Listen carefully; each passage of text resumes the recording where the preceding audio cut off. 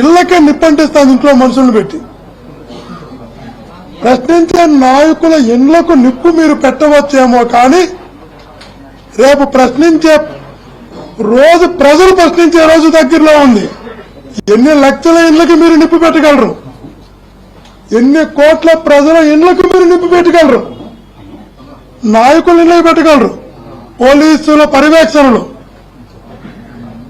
ప్రజలు ప్రశ్నించే రోజు తొందరలో ఉంది. అంటే ప్రజల ఈ రాష్ట్రంలో ఉన్న ప్రశ్నించిన ప్రతి ఇంటిని తగలబెడతారా? తగలబెట్టండి చూద్దాం. ఎందుకంటే మీకు ఓటేసినటువంటి పాపానికి వాళ్ళ ఇల్లు తగలబెట్టినప్పుడే కదా మీకు కూడా ఆ సంతృప్తి ఉంటుంది. తగలబెట్టండి. నేను చెప్తున్నా కదా, ప్రశ్నించే రోజు రోడ్డుపైకి వచ్చి ప్రజలు అతి తొందరలో ఉంది. ఎన్ని లక్షల ప్రజల ఇళ్లను తగలబెట్టగలరో ప్రజలు కూడా చూడడానికి సిద్ధంగా ఉన్నారు.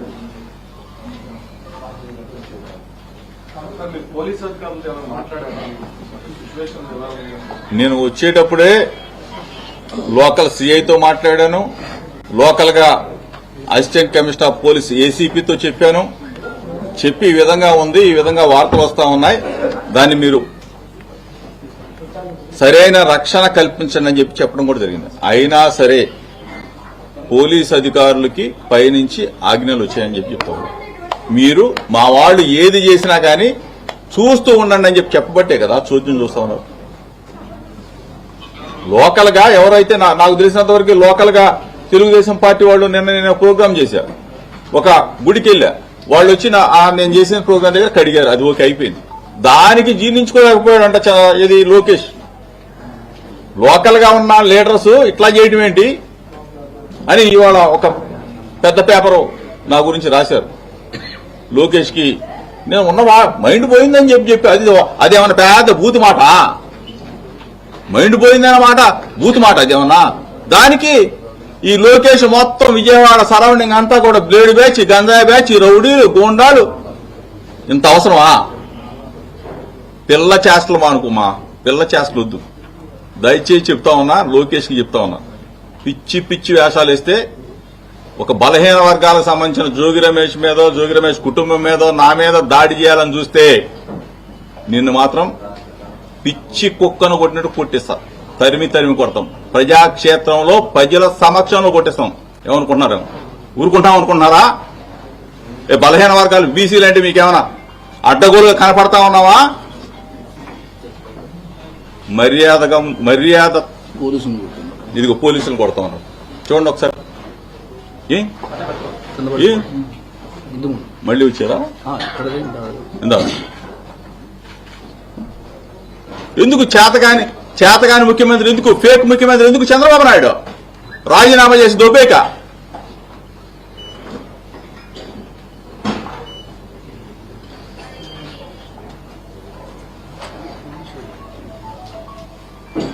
మీకు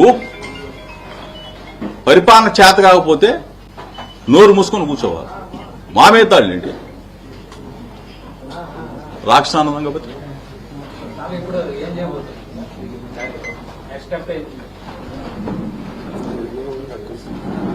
ప్రజలు చూస్తా ఉన్నారు, మీడియా చూస్తా ఉంది. ప్రజాక్షేత్రంలో తప్పనిసరిగా బుద్ధి చెప్పక మానరు ప్రజలు. మా మీద దాడులు చేయడానికి కారణం ఏంటి? ఇప్పుడు జైల్లో పెట్టారు మమ్మల్ని, ఆనందం తెచ్చుకున్నారు, రాక్షసానందం పొందారు, ఇంకా మా మీద పగ చల్లారలేదా?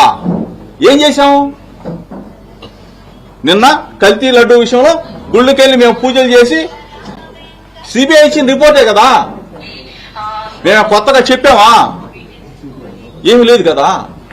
అంటే అది మేము రాకూడదు, రోడ్ల మీదగా రాకూడదు, వైఎస్ఆర్ కాంగ్రెస్ పార్టీ జెండా పట్టుకోకూడదు, జగన్ అన్న జిందాబాద్ అనకూడదు అంటే మా గొంతు నొక్కేస్తారా? ఇది ప్రజాస్వామ్యమా? చంద్రబాబు నాయుడు రోడ్డు మీద తిరగలేదా? లోకేష్ పాదయాత్ర చేయలేదా? ఈ పాటికే నా కొడుకుని 2 నెలల్లోనే అరెస్ట్ చేశాడు. నన్ను నా తమ్ముడిని 83 రోజులు జైల్లో ఉన్నాం. ఈ పాటికే బలహీన వర్గాలన్నీ కూడా ఆఖరికి తెలుగుదేశం పార్టీలో ఉన్న బలహీన వర్గాలు, ఏది చంద్రబాబు నాయుడికి మద్దతు ఇచ్చే బలహీన వర్గాలు కూడా అక్రమంగా జోగి రమేష్ ని అరెస్టు చేశాడు, అక్రమంగా కేసులు పెట్టాడు, 83 రోజులు నిర్బంధించాడు అనేది సభ్య సమాజం. నేను చెప్పాను కదా, సిబిఐ ఎంక్వైరీ చేసుకోమని చెప్పా, తిరుమల వెంకన్న సన్నిధికి రమ్మని చెప్పా, చంద్రబాబు నాయుడు గారి కుటుంబాన్ని, లోకేష్ ని. అమ్మ కనకదుర్గమ్మ దగ్గరికి రమ్మని చెప్పా, రాలా. నేను వెళ్లి కనకదుర్గమ్మ దగ్గర ప్రమాణం చేశా, రాలా. ఇన్ని నార్కో ఎనాలిసిస్ టెస్ట్ అడిగా, చెయ్యలా. లైట్ డిటెక్టర్ అడిగా, రాలా. ఇన్ని చెప్పిన తర్వాత నేను సిబిఐ కోసం హైకోర్టులో అఫిడవిట్ వేస్తే వెంటనే తెల్లారిపాటికి అరెస్ట్ చేయించావు. సిగ్గుగా లేదా మీకు? ఇంత అంటే కేసులు ఎట్లా కూడా పెట్టొచ్చు అని చెప్పేసి నేర్పుతా ఉన్నాడు చంద్రబాబు నాయుడు. అక్రమ కేసులు ఏమైనా పెట్టేయచ్చు, ఎవరినైనా కానీ లోపల పెట్టేయచ్చు, అతను కక్ష ఉంటే చాలు లోపల పెట్టేయచ్చు. దుర్మార్గం అన్నా. కాదు ఈ ప్రాక్టీస్ ఏదైతే ఉందో, ఈ ప్రాక్టీస్ ఏదైతే వదిలేమా, ఈ ప్రాక్టీస్ ఏదైతే చేస్తున్నారో నేను చాలా స్పష్టంగా చెప్తున్నా, ఇది చాలా ప్రమాదకరమైనటువంటి సాంప్రదాయం.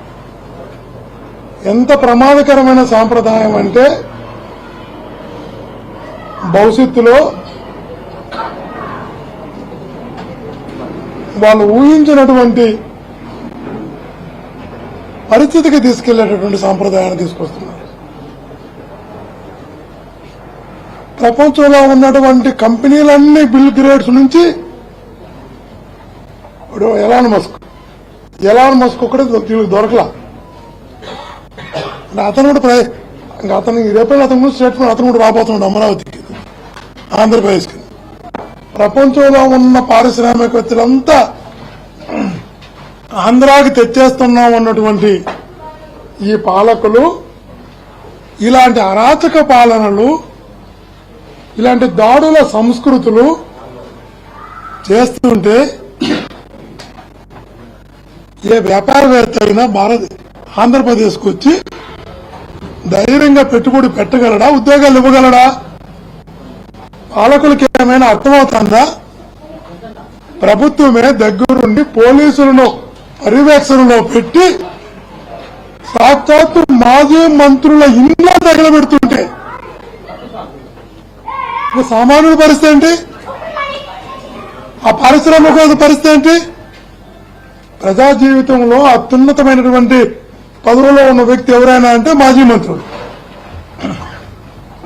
అలాంటి మాజీ మంత్రులకే ఈ రాష్ట్రంలో రక్షణ లేదు అనే పరిస్థితి బహిరంగంగా కనబడుతుంటే ఏ పారిశ్రామికవేత్త అయినా ఆంధ్రప్రదేశ్కి రాగలడా? పెట్టుబడికి అయితే పక్కన పెట్టు, అతను రక్షణ ఏంటి? అతను పెట్టుబడి పెట్టే డబ్బుకైతే పక్కన పెడదాం. ఈ ప్రభుత్వంలో నాకు రక్షణ ఉందని ఎలా అనుకుంటాడు అతను? ఈ పాలకులకు అర్థం కావడం లేదా?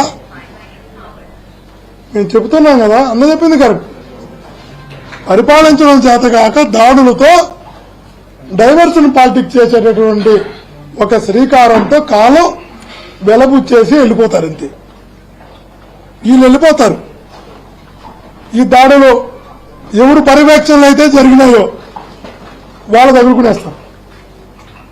ఈ దాడులతో ఎవరు అద్దాల మేడలో కూర్చొని ఏసీ గదిలో కూర్చొని ఆదేశాలు ఇస్తే ఆ ఆదేశాలను ఆవేశంగా రోడ్డుపైకి వచ్చి రాళ్లతో, పెట్రోల్ బాంబులతో, కర్రలతో ఇళ్లపైన, కార్లపైన, ఇంట్లో మనుషులపైన దాడులు చేశారో వీళ్ళందరూ తగులుకునేస్తారు. మీరు రాసి పెట్టుకోండి. ఏసీ గదుల్లో నుంచి ఆదేశాలు ఇచ్చిన